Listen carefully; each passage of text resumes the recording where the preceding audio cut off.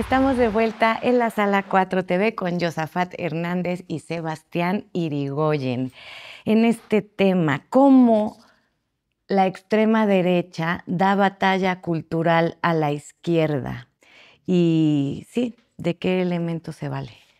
Claro, y esto es clave y no es menor mencionar a los, digamos, a los personajes que permitieron la emancipación de la izquierda en el siglo XX, ¿no? Antonio Gramsci, uno de los más representativos y más importantes. Y bien dicen que un marxista sin Gramsci es un meme. Es decir, necesita. ¿Y qué significa Antonio Gramsci? Antonio Gramsci habla del lugar que ocupa la cultura en nuestra cotidianidad, nuestros actos, nuestro sentido común. Y es ahí donde está la gran disputa, porque es donde yo me autoidentifico, es decir, hay una subjetividad enmarcada evidentemente en una materialidad, y la materialidad es mis condiciones materiales de existencia en donde trabajo. Cuando entra en crisis este capitalismo, empiezan a haber desfases materiales, desfases en donde yo ya no me ubico en una fábrica, hay un proceso de desindustrialización. Entonces entra una nueva fase de una suerte de capitalismo eh, informático, de plataformas, tecnodigital.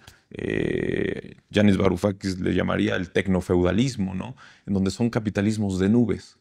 Se alimenta de los trabajadores, de explotarlos de igual manera. Sin embargo, la parte subjetiva no queda resuelta de la misma manera.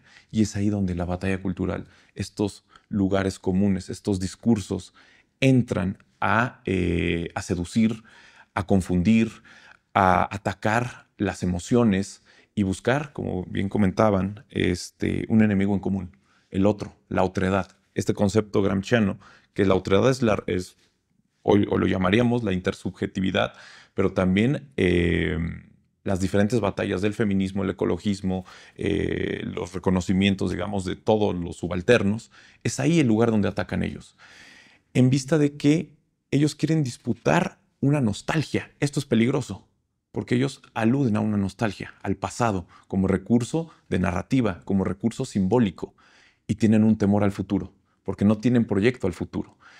Entonces esto también es una salida para en dónde se ubica la izquierda.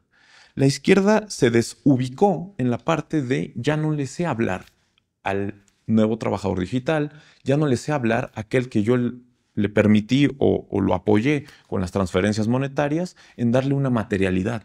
Si no hay una respuesta material a la población, no va a encontrar digamos, un correlato, una correspondencia con los proyectos de izquierda. Entonces tenemos que ubicar también que no es solo voltear a ver las medidas de transferencias monetarias, sino es lo que se llamaría en economía lo predistributivo. Mi trabajo me tiene que ser garantía. Y es por eso que la redistribución primaria del ingreso, algo que ha hecho mucho énfasis este gobierno, desde Andrés Manuel hasta Claudia Sheinbaum, en darles el sentido de valor al trabajo. Es decir, ganas lo que de verdad tienes que ganar. No tienes que ser un trabajador empobrecido, parece un oxímoron. Yo trabajo para empobrecerme. Eso era el discurso neoliberal. Ahí es donde se tiene que dar este tipo de respuestas y tienen que ser contundentes.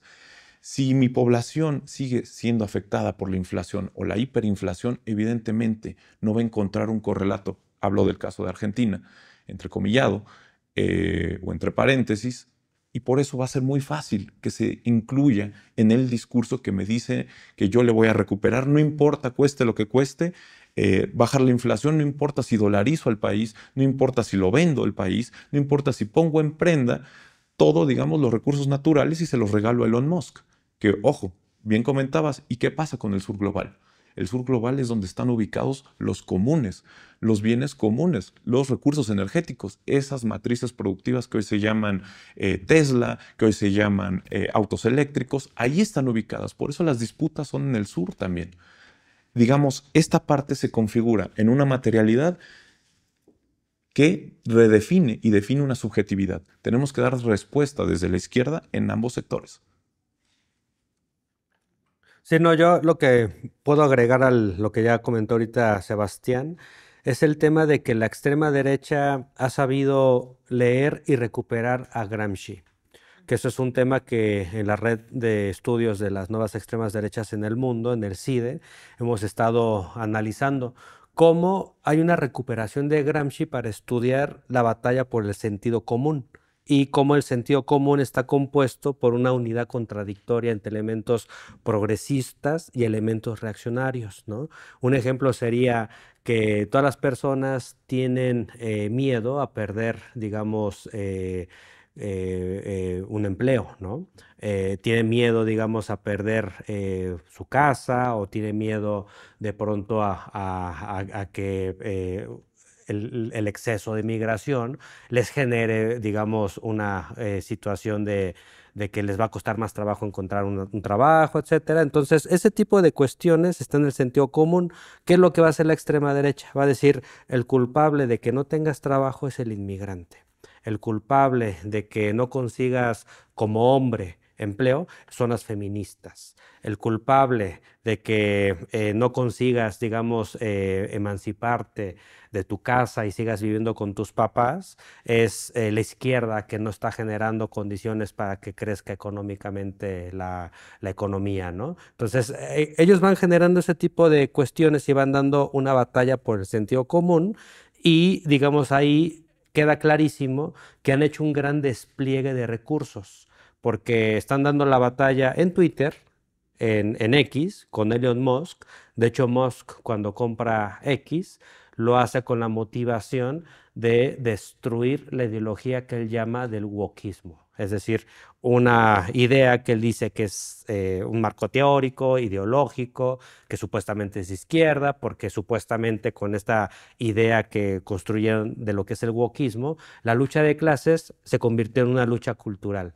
Entonces, las feministas, las luchas en contra del racismo, las luchas por la diversidad, etcétera, son woke, ¿no? Entonces, lo que quiere hacer Musk es luchar contra el wokismo, reivindicando, por ejemplo, visiones tradicionales sobre el papel de la mujer en la familia, sobre el tema también de que no existe una culpabilidad del racismo, es decir, que los blancos norteamericanos no se sientan culpables de la esclavitud con la cual tuvieron a la población afrodescendiente de ese país, ¿no? O, por ejemplo, el tema de que no se sientan culpables de que exterminaron a los indígenas. Ese tema lo están trabajando desde hace mucho tiempo para ir afianzando la idea de que no tienen por qué ceder absolutamente nada a las reivindicaciones feministas, ni a las reivindicaciones étnico-raciales de minorías, ni tampoco reconocer que hay una diferencia abismal entre ricos y pobres que es mala para la sociedad, ¿no? Es decir, ellos dicen esto es capitalismo, el capitalismo funciona así, funciona con base en méritos y por lo tanto hay un proceso de embellecimiento del sistema capitalista donde el mérito se presenta como el principal proceso de ascenso social. Entonces todo esto lo ha ido Musk trabajando en su plataforma de X para bombardear ideológicamente a la juventud. Y en el caso de Milei, él antes de irrumpir, digamos, en las elecciones, hizo mucho trabajo en redes sociales, en internet, salía muchísimo en la televisión. Hay quienes decían que él militaba en la tele, ¿no? En el sentido de que generaba videos cortos explicándole a la gente cosas de economía. Y entonces la gente le daba sentido cuando decía, ah, pues hay mucha inflación, porque el culpable de la inflación es el gobierno que está generando más masa monetaria que busque, digamos, financiar los programas sociales. Entonces el problema es el gobierno, es el Estado que está financiando programas sociales. Los programas sociales son malos porque lo que generan es inflación y así van construyendo esa narrativa. Y una cosa que de hecho platicábamos Sebastián y yo es que en el caso de Milei, ya que tomaron el control del Estado, están usando recursos públicos para producir caricaturas donde explican ideas neoliberales a los niños. Y, por ejemplo, sale Milton Friedman en esas caricaturas explicando cómo funciona la inflación desde el punto de vista neoliberal y luego hacen caricaturas donde ridiculizan a Marx y donde plantean que lo mejor siempre es la libertad de elegir, que está mal el Estado, que el Estado no debe de estar presente, que lo mejor siempre es la mano invisible, blanquean, digamos, la imagen de los neoliberales y de esa forma están construyendo todo un proceso de colonización, digamos, del sentido común, moldearlo y llevarlo, digamos, hacia lo que ellos consideran. Entonces, es un tema que preocupa bastante porque han estado profundizando, digamos, estas ideas de frustración y las han estado elaborando con un marco teórico para explicar que los culpables de todos los problemas es la izquierda y entonces se está generando una demonización de la izquierda, ¿no? Entonces es muy preocupante eso porque eso genera una sociedad más intolerante, una sociedad que persigue, una sociedad que está totalmente alineada con las perspectivas de la extrema derecha y ya lo estamos viendo en Estados Unidos, ya lo estamos viendo en Argentina, ya lo estamos viendo en Europa y sí es un fenómeno que la India también está ocurriendo y es un fenómeno global, es un nuevo totalitarismo este que se está dando y evidentemente el reto para la democracia y para la vida en comunidad es enorme.